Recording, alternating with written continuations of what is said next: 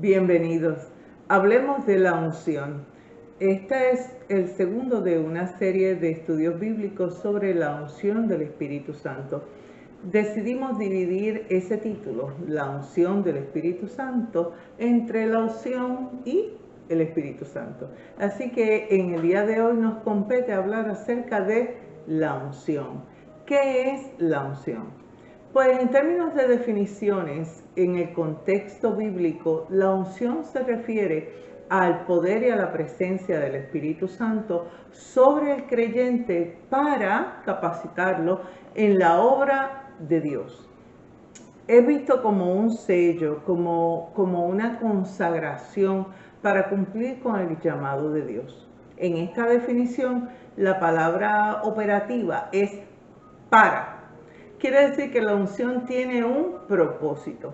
Cuando tenemos la unción del Espíritu Santo, no es una marca para tenerla aquí en la camisa y estar mostrándola, ¿verdad? Sino que es un suceso o un proceso más bien para el trabajo y el desarrollo, tanto personal como corporativo, como para el mundo, como para hacer y desarrollar nuestros ministerios. Así que tenemos que hablar acerca de ungir y la unción. El ungir es la acción, es lo que se hace. En el Antiguo Testamento agarraban un cuerno con aceite, un aceite especialmente preparado para ungir a esta persona, a esta cosa, a este lugar, para algo especial. Y ese proceso de ungir llevaba a la unción del Espíritu Santo. Así que eso es tanto una ceremonia, un rito, un momento histórico, como también es un proceso en la vida de la persona, de la cosa o del lugar. Entonces, tenemos que hacer esa salvedad para entender de lo que estamos hablando. En el Antiguo Testamento, la unción se reservaba para roles específicos. Dígase y entiéndase, reyes, sacerdotes y profetas. En términos de reyes, sabemos el rey Saúl, por ejemplo, fue ungido, el rey David, ambos fueron ungidos por Samuel. Y tenemos ese dato en 1 Samuel 16:13. Sacerdotes, podemos hablar acerca de Aarón y sus hijos, que también fueron ungidos para ministrar en el tabernáculo. Eso está en Éxodo 30:30. También hablamos de profetas y en la Biblia se registra una historia acerca de Elías cuando Dios le dijo que se preparara para ungir a Eliseo como su sucesor. Eso se encuentra en Primera de Reyes 19:16. Es interesante saber que la unción se daba y se llevaba a cabo para esas tres funciones: de rey, de sacerdote y de profeta. Qué interesante que son esas tres, eso no es casualidad, porque el rey implica el gobierno o el reino de Dios en la tierra. Quiere decir que esa persona debía de ejercer sus funciones como Dios quería, como Dios esperaba reinar y gobernar en la tierra. El sacerdote representaba la presencia de Dios en medio de su pueblo. Era el intermediario, ¿verdad? Esa puerta entre lo divino y lo mundano y el mundo, ¿verdad? Tercero, los profetas era el consejo de Dios para el mundo, la palabra de Dios en el mundo. Así que esas tres cosas no eran otra que una simbología de lo que es Dios en la tierra. Y acá entre nosotros no era otra cosa sino que una idea, ¿verdad? esperanza, una proyección de aquel que fue el segundo Adán, que era rey, sacerdote y profeta, Jesús el Cristo. Entonces, también en el Antiguo Testamento vemos que se ungían lugares o cosas, como hemos dicho anteriormente. Por ejemplo, los artefactos del tabernáculo, todo lo que se usaba para las ceremonias, fue también ungido. Y tenemos una historia muy bonita en el Antiguo Testamento, donde fue la primera unción de algo registrada, y es la historia de Jacob. Esta se encuentra en Génesis 28, del 11 al 19. Les invito a buscarla. Y dice así: Salió pues Jacob de Beerseba y se fue a Harán, y llegó a un cierto lugar y durmió allí, porque ya el sol se había puesto. Tomó de las piedras de aquel paraje y puso a su cabecera y se acostó en aquel lugar y soñó. Y he aquí una escalera que estaba apoyada en tierra y su extremo tocaba en el cielo. Y he aquí ángeles de Dios que subían y descendían por ella. Y he aquí Jehová estaba en lo alto de ella, el cual dijo: Yo soy Jehová, el Dios de Abraham tu padre y el Dios de Isaac. La tierra en que estás acostado te la daré a ti y a tu descendencia. Será tu descendencia como el polvo de la tierra, y te extenderás al occidente, al oriente, al norte y al sur, y todas las familias de la tierra serán benditas en ti y en tu simiente. He aquí yo estoy contigo y te guardaré por donde quiera que fueres, y volveré a traerte a esta tierra, porque no te dejaré hasta que haya hecho lo que te he dicho. Y despertó Jacob de su sueño y dijo: Ciertamente Jehová está en este lugar y yo no lo sabía. Y tuvo miedo y dijo: Cuán terrible es este lugar. No es otra cosa que casa de Dios y puerta del cielo. Casa de Dios y puerta del cielo. Y se levantó Jacob de mañana y tomó la piedra que había puesto de cabecera y la alzó por señal y derramó aceite encima de ella y llamó el nombre de aquel lugar Betel, aunque Luz era el nombre de la ciudad primero. La palabra de Dios es tremenda. Fíjate que aquí nos muestra una interacción que Jacob, quien estaba huyendo de su hermano, tuvo con Dios. Y en el sueño había esta escalera que tenía el tope en el cielo y la base en la tierra. Y los ángeles subían y bajaban por la escalera. Qué interesante esa simbología, ¿verdad?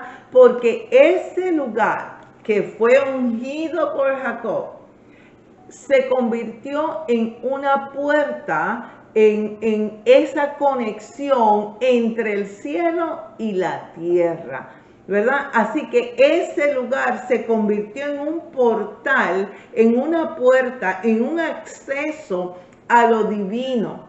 Ciertamente, los reyes, los sacerdotes, los profetas, eran eso en sí mismo, eran un portal, era un intermediario, era el representante de lo que Dios quería para su pueblo. Era el punto donde se tocaba lo humano con lo divino. Y ese primer ejemplo fue hecho ahí.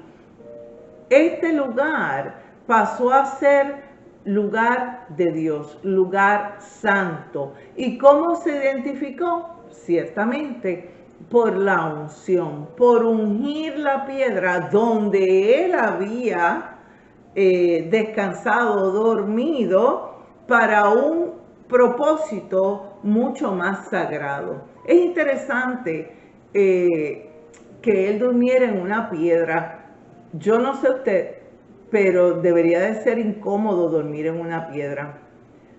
Pero no es en esos momentos cuando Dios interviene en nuestras vidas, en aquellos momentos que no nos sentimos bien, que estamos incómodos, o no es el llamado de Dios a nuestras vidas, en algunas ocasiones incómodos para nosotros, es en esos momentos que tenemos que tener nuestros oídos y ojos espirituales bien abiertos, porque ese es el momento en que nuestra experiencia puede ser esa puerta entre lo divino y lo humano. En ese momento podemos estar pisando un lugar sagrado sin saberlo. Ahora bien, vamos a ver entonces cómo se ve la unción del Espíritu en el Nuevo Testamento.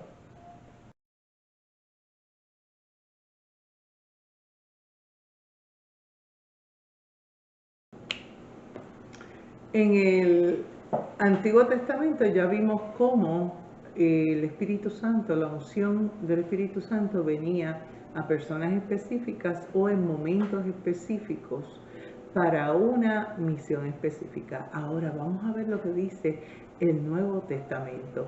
Y para eso vamos a ir al libro de los Hechos, capítulo 2, versículos del 1 al 4. Y dice así: cuando llegó el día de Pentecostés, estaban todos unánimes juntos, y de repente vino del cielo un estruendo como de un viento recio que soplaba, el cual llenó toda la casa donde estaban sentados, y se les aparecieron lenguas repartidas como de fuego, asentándose sobre cada uno de ellos. Y fueron todos llenos del Espíritu Santo y comenzaron a hablar en otras lenguas según el Espíritu les daba que hablasen. Entonces, es importante ver varias cosas. Número uno, lo que dijimos, que llenó toda la casa y se le aparecieron lenguas repartidas, asentándose sobre cada uno de ellos, y todos fueron llenos del Espíritu Santo. Qué interesante el entender que, a diferencia del Antiguo Testamento, en el Nuevo Testamento esa unción del Espíritu Santo está disponible para todos. Inmediatamente que fueron investidos del Espíritu Santo, ¿qué sucedió? Usaron ese nuevo poder que habían recibido del Espíritu Santo para hacer algo, que era hablar, que era profetizar, que era llevar el mensaje de Dios, particularmente el evangelio de salvación de Jesucristo. Vemos, número uno, que todos recibieron el poder y que todos lo pusieron en función de inmediato. Hablábamos anteriormente que esa unción, la palabra operativa de la definición es para, de que hay un propósito en esa unción del Espíritu Santo. Hay un propósito y hay una responsabilidad, ¿verdad? Entonces, vemos que este evento particularmente fue profetizado como parte de las cosas que iban a suceder en los últimos días. Vamos a ver qué dice el profeta Joel del Antiguo Testamento con relación a esto. Y dice la palabra del Señor en Joel 2, 28 y 29, dice así: y después de esto derramaré mi espíritu sobre toda carne, y profetizarán vuestros hijos y vuestras hijas, vuestros ancianos soñarán sueños, y vuestros jóvenes verán visiones. Y también sobre los siervos y las siervas derramaré mi espíritu en aquellos días.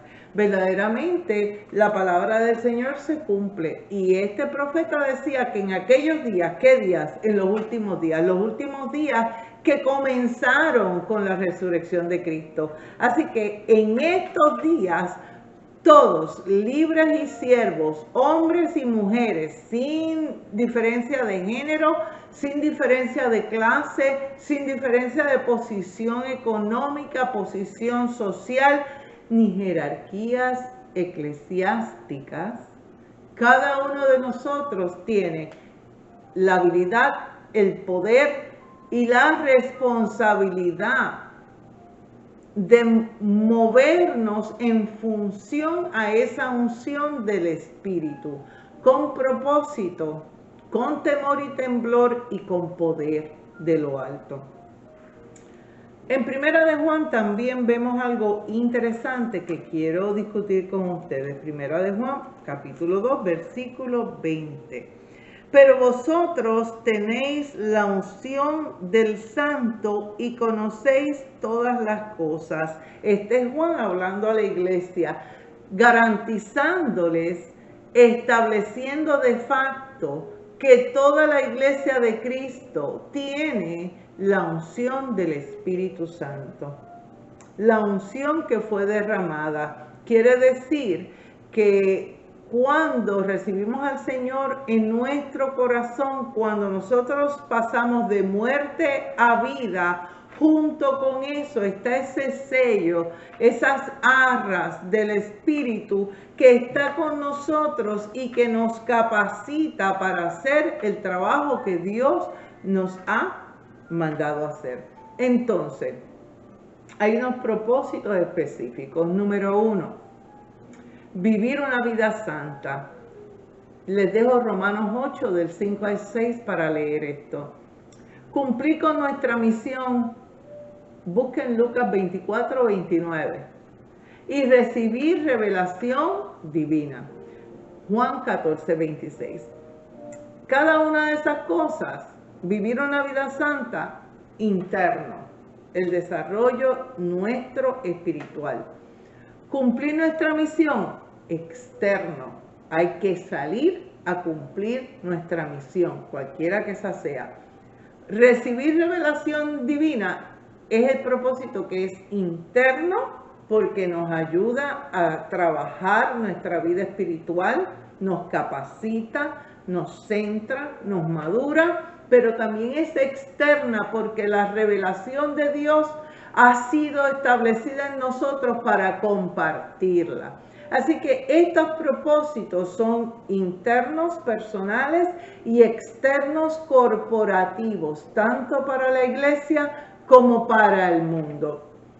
Podemos concluir entonces que la unción no es un evento tan solo, pero es un proceso para el cristiano. ¿Y para qué es ese proceso y cuál es la meta final? La respuesta se encuentra en Isaías 61, del 1 al 2. Y es interesante el tener esa palabra en medio nuestro en este momento, porque es tan importante en este momento histórico que estamos viviendo.